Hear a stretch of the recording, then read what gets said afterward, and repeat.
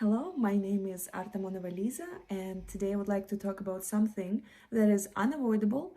Everyone will eventually experience it. It is not always bad, and I'm talking about conflict.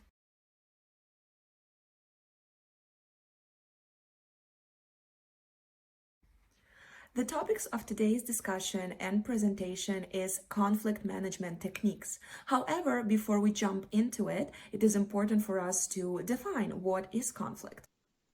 Conflict is a situation when the interests, needs, goals, or values of involved parties interfere with one another. On a daily basis, a person is involved in a conflict. However, in business, we also experience it, and it is important for us to understand how we can manage that, prevent, and solve. There are numerous conflict resolution techniques which exist in a modern business world. However, I would like to start with the first one called forcing. Forcing is also known as competing. Basically, it involves an individual firmly pursuing his or her interests and completely disregarding the interests of another party. At first glance, this technique may sound excessive. However, there are situations where it can be appropriate. First of all, in a situation where your opponent is aggressive and less effective and less forceful techniques will just not work out, forcing sounds like a good idea.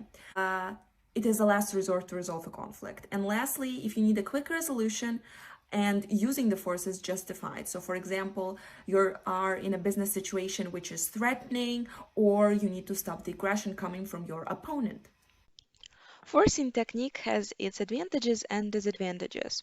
Some of the advantages state that this technique may provide a quick resolution to a conflict, increase self-esteem, and show respect when firm resistance or actions were the response to the same aggression and hostility which is entailed by this technique. However, there are also some disadvantages. Mainly, this technique may cause the opponent to react in the same way. This approach may require a lot of energy and be exhausting. It may also negatively affect your relationship with the opponent if we're speaking about communication and collaboration in the long run. It is important to take into consideration all of those advantages and disadvantages before implementing this technique into your business practice. So moving on, we're coming to our second conflict management resolution technique called collaborating or win-win. It is also known as the problem solving. So it involves two parties attempting to work out the mutual benefit, to find the solution which will be mutually beneficial for both of them. The win-win approach involves identifying your opponent's underlying concerns and finding an alternative which meets each party concerns. The situation where a win-win approach is appropriate usually concerns the long-lasting relationships between the parties, as well as the present trust between the parties. It is also used in a collaborative environment, and when you don't want to take full responsibility, as the responsibility is shared after the common ground is found. The next type of technique is called compromising. Compromising is also known as reconciling. Its aim is to find the mutually acceptable solution to both parties and which satisfies partially at least their desires and wants. So there are some cases when compromising is the best option to manage conflicts. For example, when the goals are moderately important, or if you need to reach a temporary settlement on complex issue, or when something, for example, like collaborating just doesn't work. In those cases, it is better to use compromising and return to the conflict and to the issue at hand after some thinking time and preparation. The next technique which is used in conflict management is called withdrawing.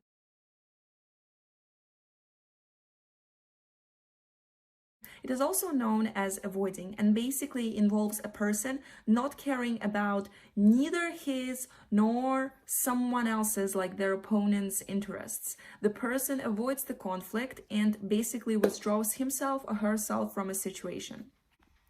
there are situations when it is appropriate to withdraw. For example, if it gives you more time to think out the solution and come back with it, or for example, if you're in a situation where postponing would be the best option, when the issue is trivial, not worth the conflict, or when more important issues are pressing and you must leave, or for example, when you're unable to handle the conflict.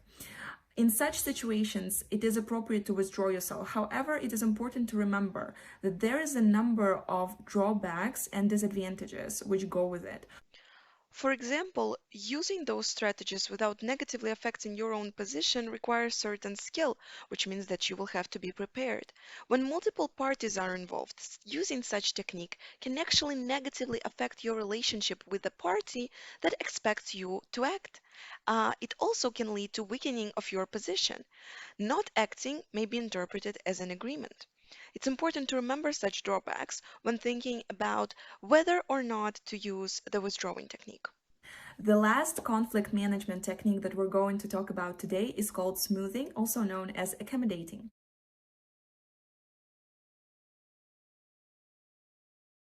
Basically, it is accommodating the concerns of other people first, rather than prioritizing your own.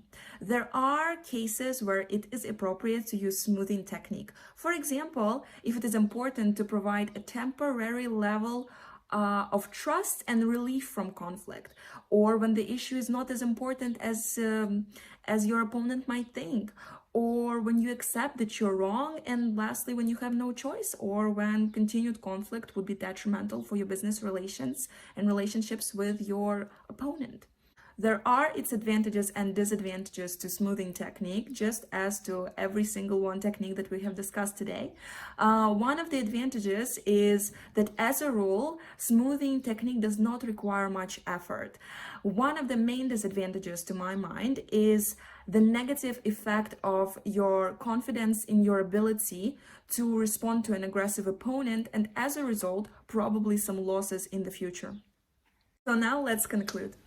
Conflict, it is inevitable. You will face it eventually somewhere during your life, during your business career. And it is important to understand that it depends on your perception. Is conflict always bad?